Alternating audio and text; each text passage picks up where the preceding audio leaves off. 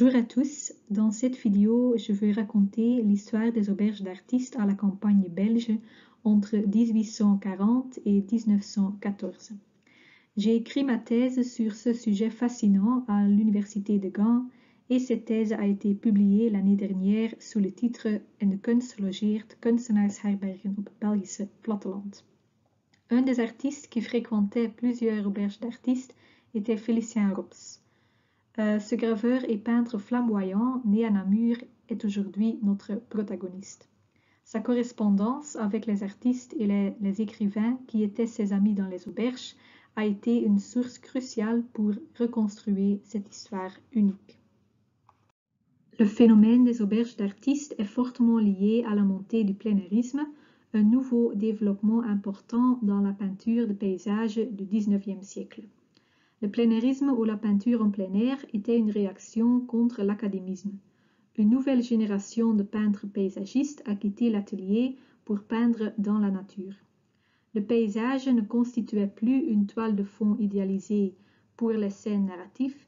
Le paysage formait le sujet en soi-même et était représenté de manière véridique. Le berceau de cette nouvelle tendance réaliste était le village français de Barbizon, dont l'auberge Gann était le cœur battant. Sur les traces de l'école de Barbizon, le plénairisme a également été introduit en Belgique à partir des années 1840. De plus en plus de peintres se rendaient dans la campagne à la recherche de paysages qui n'étaient pas encore entamés par le tourisme, l'industrie ou les grands travaux d'infrastructure. La côte de Heest et de Knokke, les bruyères autour de Kalmthout, Wachelderzande et Genk, les forêts autour de Tervuren et la vallée de la Meuse à Anserem, Wolseur et Hastière, par exemple, étaient très attirantes. La mobilité avait ses limites, de sorte qu'il n'était pas possible de faire des allers-retours rapides vers ces régions. Les peintres paysagistes étaient donc contraints de passer la nuit dans une auberge locale. Souvent, il s'agissait d'une auberge où s'arrêtait la diligence. Certaines de ces auberges étaient très populaires auprès des artistes et sont devenues de véritables lieux de rencontres artistiques où plusieurs artistes séjournaient ensemble chaque année.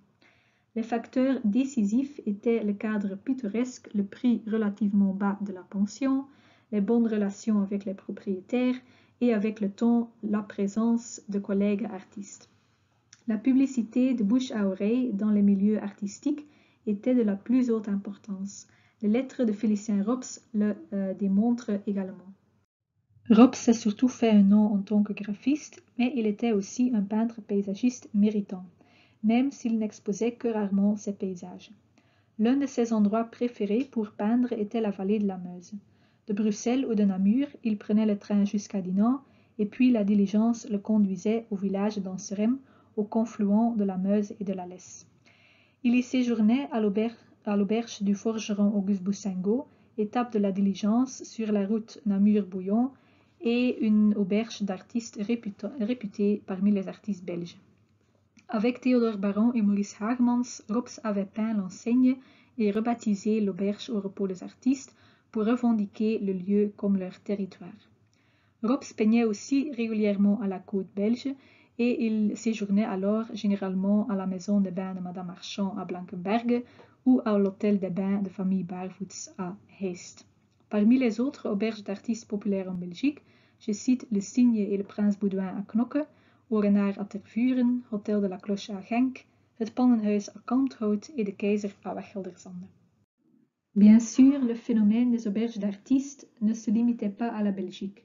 Partout en Europe, quelques auberges rurales sont devenues des lieux de pollinisation croisée artistique et ont joué un rôle crucial dans le développement de la peinture réaliste et plus tard impressionniste en plein air. En France, par exemple, il y avait plusieurs auberges d'artistes qui étaient bien connues, même bien au-delà des frontières du pays. La légendaire auberge Gann de Barbizon a accueilli de nombreux artistes étrangers, dont les Belges Camille van Camp, César et Xavier de Kock et Louis Artan. Lorsque le village de Barbizon est devenu trop fréquenté, en raison de l'arrivée de plus en plus de peintres amateurs et de touristes, Félicien Rops a suivi ses collègues français à l'auberge de Mère Antonie à Marlotte, à l'orée de la forêt de Fontainebleau. Il y séjournait avec des peintres tels que Claude Monet et Pierre-Auguste Renoir. La clientèle artistique d'une auberge d'artistes était principalement constituée de peintres paysagistes, mais ils ont souvent apprécié la compagnie d'écrivains, de poètes, de photographes, de sculpteurs, de membres de leur famille et parfois de mécènes. Chaque auberge d'artistes avait ses propres promoteurs, des artistes qui ont découvert l'auberge et qui y ont amené leurs amis et collègues. Pour la colonie d'Anserem, Félicien Rops a joué un rôle clé avec son ami l'écrivain Léon Daumartin, alias Jean Dardenne. Chaque année, Rops encourageait des artistes amis à passer l'été à Anserem. Comme Rops, beaucoup d'entre eux étaient membres de cercles artistiques bruxellois tels que la Société libre des beaux-arts et la Chrysalide, comme par exemple Louis Artan, Théodore Baron, Edmond Lambrix, Victor Fontaine, Péricles Pantasis et Constantin Meunier. Il connaissait d'autres camarades de sa ville natale de Namur, comme le peintre paysagiste et photographe Armand Dandois. Dandois a pris cette photo de groupe en 1875, montrant Rops en compagnie de ses arrière-petits-neveux Victor et Anatole Rops. Une auberge d'artistes était un lieu où les amitiés existantes se renforçaient et où de nouveaux contacts se formaient. Le séjour commun, avec des heures de travail, de repas et de moments de détente identiques, a grandement renforcé la cohésion sociale entre les artistes et a également été très instructif. Dans un environnement de personnes partageant les mêmes idées, des connaissances et des techniques artistiques ont été échangées, ce qui a aiguisé la résistance à la tradition académique du paysage. De plus, l'atmosphère familiale dans les auberges s'écartait des hiérarchies sociales des académies et des ateliers et permettait aux femmes artistes d'y trouver plus facilement une place parmi leurs collègues masculins. Par exemple, Rops a invité son amie artiste Rosa Venneman à séjourner au repos des artistes. La vie dans les auberges se déroulait selon un calendrier plus ou moins fixe. En général, les artistes se levaient tôt et ils peignaient le matin et l'après-midi.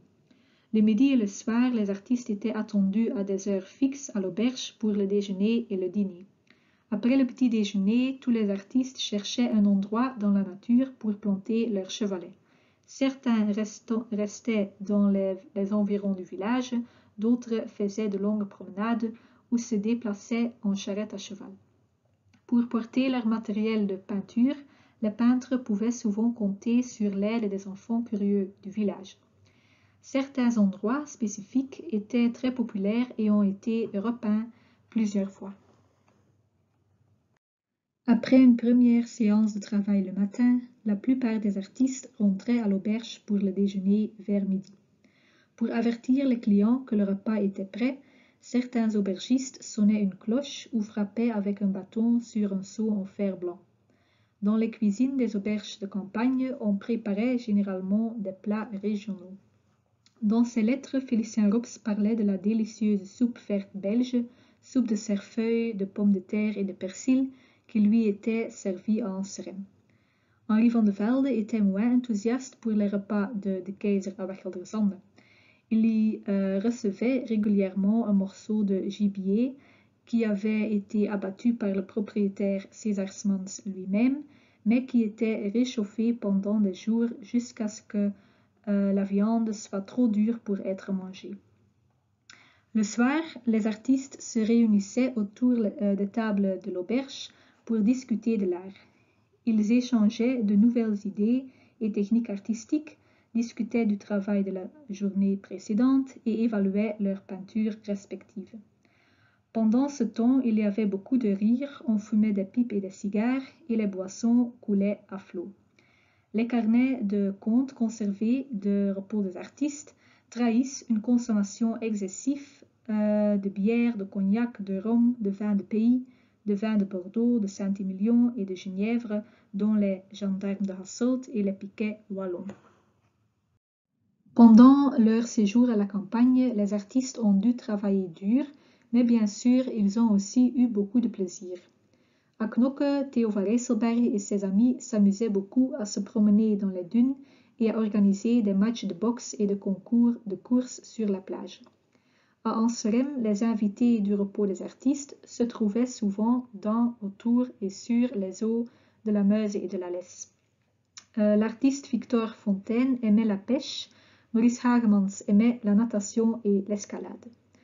Et chaque année, les artistes organisaient leurs propres Jeux olympiques aquatiques sous la direction de Félicien Rops qui avait fondé en 1862 un club d'aviron qui existe encore aujourd'hui sous le nom de Royal Club Nautique de Sambre et Meuse. Beaucoup de ces activités ont eu lieu sur l'île au milieu de la Meuse. Cette île s'appelait île d'Amour et fut rebaptisée Anserem-les-Bains en 1875 lorsque l'aubergiste Boussingault y installa une buvette et quelques cabines de bain. Les artistes étaient souvent des clients difficiles. En raison de leurs activités artistiques, ils prenaient plus de place que les clients habituels, ils payaient souvent beaucoup trop tard, etc. Une bonne relation avec les hôtes était donc de la plus haute importance. Les exploitants des auberges d'artistes se sont souvent montrés très hospitaliers et généreux. Certains, par exemple, permettaient à leurs clients artistes de payer avec des peintures lorsqu'ils avaient besoin d'argent. Félicien Rops était heureux d'en faire usage. Par exemple, dans une lettre adressée à Charles Barvoets, l'hôtelier de l'hôtel des Bains à Heest, Rops promettait qu'il payerait sa dette de 200 francs par un dessin d'une valeur d'au moins 300 francs. Les aubergistes des auberges d'artistes pouvaient souvent compter sur l'appréciation de leurs invités artistiques. Cela se traduisait souvent par des portraits. À Anserem, Auguste Boussingault, ses sœurs Adèle et Génie et leur vieille mère ont été immortalisés à plusieurs reprises par leurs invités.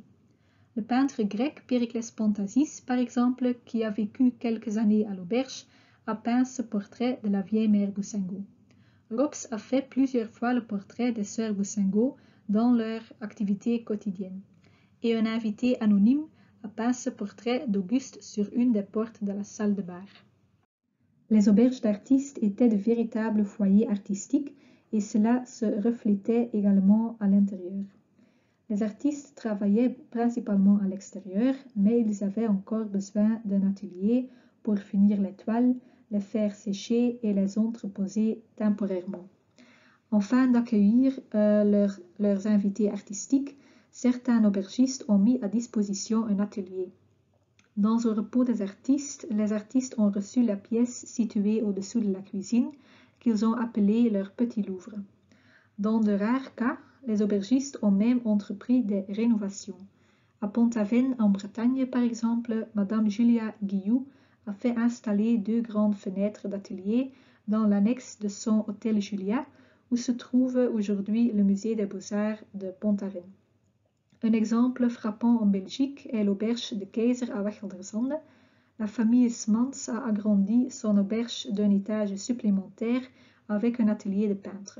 La grande fenêtre d'atelier sur la façade nord est encore visible aujourd'hui. Les murs de l'auberge étaient remplis d'œuvres d'art laissées par les peintres comme moyen de paiement ou comme cadeau pour les propriétaires. En outre, l'intérieur d'une auberge d'artistes était caractérisé par des peintures de murs, de plafonds, de portes, de fenêtres et de meubles. Il s'agissait d'un projet commun impliquant parfois plusieurs générations d'artistes. Avec de telles interventions, les peintres revendiquaient l'auberge comme leur territoire. Selon l'écrivain Camille Lemonnier, les peintures d'intérieur étaient réalisées avec les restes de peinture de la palette du peintre et étaient généralement faites les jours de pluie. Ces jours-là, la peinture en plein air ne se faisait pas et l'ennui se préparait, comme on peut le voir sur le dessin de Victor Fontaine.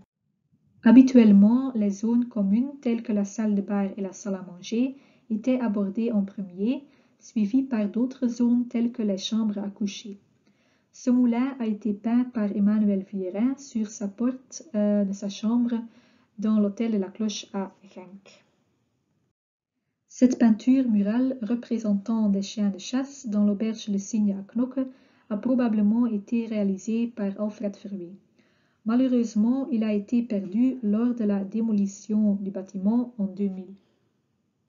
L'intérieur de repos des artistes à Anserem était également particulièrement riche en peinture, En raison des nombreux tableaux et peintures, l'auberge a été décrit comme un petit musée ou une petite galerie de peinture.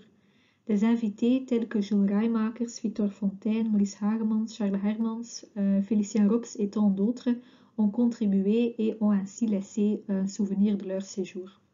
Dans la salle de bar, par exemple, les peintres avaient transformé le plafond en une voûte céleste avec un soleil, une lune, des étoiles et des comètes. Les portes ont été peintes avec des paysages et des portraits. Rops était très méritant, il a décoré plusieurs panneaux de porte avec des scènes telles que Paysages de Klampenborg, Baie de Monaco et Études de femmes. Les tables et les armoires n'ont pas non plus échappé à son attention. Cette scène de chasse, par exemple, a été peinte sur un panneau d'une armoire dans le couloir. Avec les œuvres d'art que le client a laissées dans l'auberge, certains propriétaires ont constitué une collection d'art. À l'étranger, certaines collections sont encore conservées sur place, comme à l'hôtel Spaander à Volendam aux Pays-Bas et l'auberge Gan à Barbizon, ou constituent la base d'une collection de musées comme à Skagen au Danemark. Ce n'est pas le cas en Belgique, bien que l'on connaît quelques collections d'art intéressantes. Une partie de la collection de l'hôtel de la Cloche à Genk fait encore partie de la collection familiale aujourd'hui. Il s'agit notamment de tableaux de François Roffiaan, Anna Boch, Joseph Kosemans et Emmanuel Vierin, entre autres. Un autre bel exemple est la collection du repos des artistes en Serem. En 1922, 4 ans après la mort d'Auguste Boussingault, une partie de la collection a été vendue au public. La fiche mentionne 38 pièces de collection qui se trouvaient à l'origine dans la salle à manger, le couloir ou l'une des chambres. Beaucoup de ces œuvres font aujourd'hui partie de collections privées. Une telle collection d'art a tenté certains aubergistes de s'engager dans une forme limitée de vente d'art.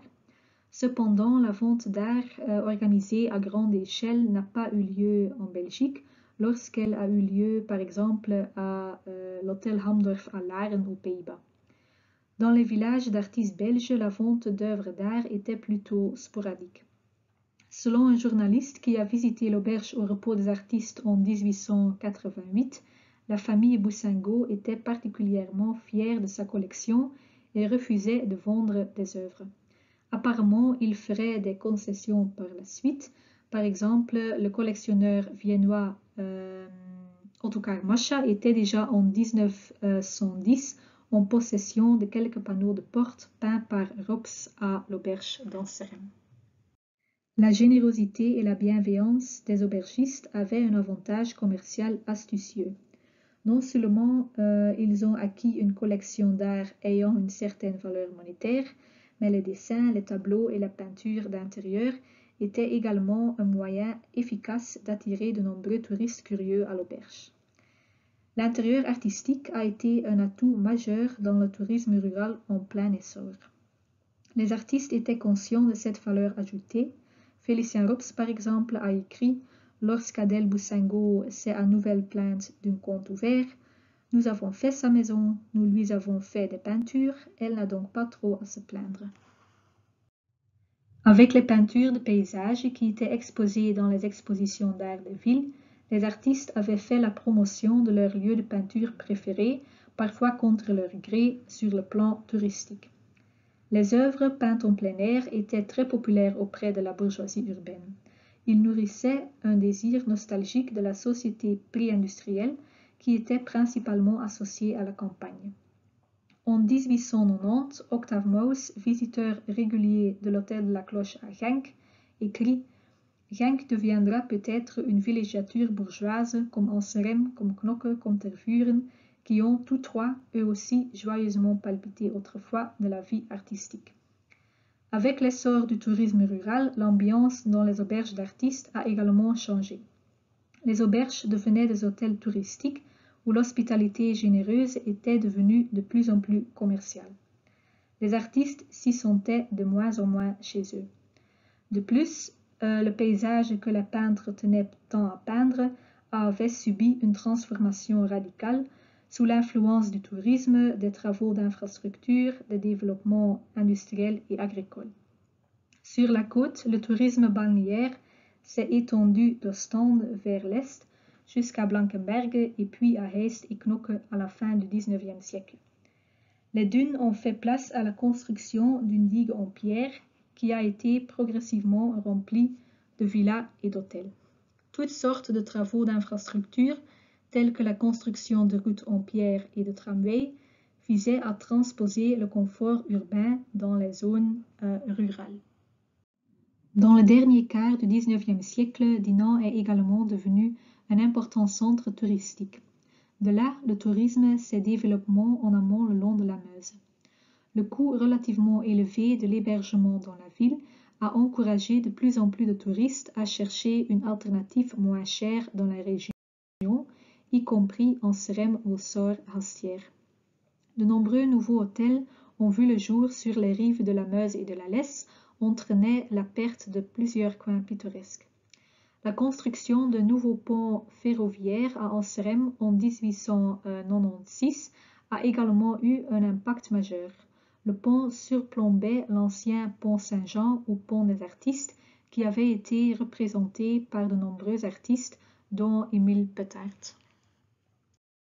En France, aux Pays-Bas, en Angleterre, en Allemagne et au Danemark, entre autres, plusieurs auberges d'artistes du XIXe siècle situées à la campagne sont encore aujourd'hui à l'honneur en tant qu'hôtel ou musée. Aux Pays-Bas, par exemple, il y a l'hôtel Spaander à Volendam, où vous pouvez encore séjourner aujourd'hui et admirer les nombreux tableaux qui ont embelli l'hôtel depuis la fin du XIXe siècle. Sur le plan architectural, les bâtiments ne représentent pas nécessairement beaucoup, mais cela n'a pas empêché le gouvernement français, par exemple, de protéger certaines anciennes auberges d'artistes en tant que monuments dès 1984, en raison de leur valeur historico-culturelle en tant que lieu de mémoire. Il s'agit notamment de l'auberge Gann à Barbizon et au Cheval Blanc à Chaillonbière. L'ancienne auberge Gann a été transformée en musée dans les années 1930, après que le bâtiment ait été divisé en appartements de location pendant plusieurs décennies. Le propriétaire de l'époque a réussi à acheter quelques pièces intérieures peintes aux descendants de la famille Gann et à leur donner une nouvelle place dans l'ancienne auberge. Dans l'auberge au Cheval Blanc à Chaillonbière, aujourd'hui simple café-restaurant, on peut encore admirer de nombreux panneaux peints dans la salle à manger. Au Danemark, la salle à manger richement décorée de l'hôtel Brondum a été reconstruite avec des pièces originales dans le musée de Skagen, un musée local dédié à la colonie d'artistes. L'auberge Buvette la plage à Le Poldu en Bretagne, où Paul Gauguin et ses amis ont séjourné, n'a pas été conservée, mais en raison de son importance historique sur le plan artistique, le conseil municipal a décidé de la reconstruire entièrement, y compris la salle à manger, la salle de bar, la cuisine et les chambres. Malheureusement, les auberges d'artistes en Belgique semblent avoir échappé à l'attention de la préservation des monuments.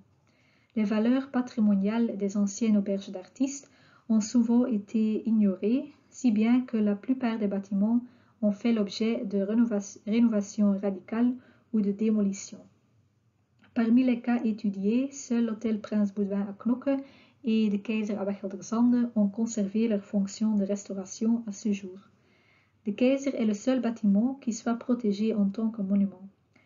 L'hôtel des Bains à Heist et la maison des Bains à Blankenberge ont disparu depuis longtemps. Le bâtiment à Anserem existe toujours, du moins lors de ma dernière visite en 2018, mais il est en mauvais état. Les quelques bâtiments qui existent encore aujourd'hui sont soumis à une forte pression et méritent de toute façon une plus grande attention. Une plaque commémorative sur la façade avec des informations historiquement correctes est déjà un début. Mais l'histoire intrigante de ces lieux peut inspirer des initiatives plus ambitieuses, telles qu'une carte interactive reliant les différentes auberges, des itinéraires à pied et à vélo, un guide de voyage, une application de réalité augmentée, des collaborations avec des établissements de restauration locaux, etc.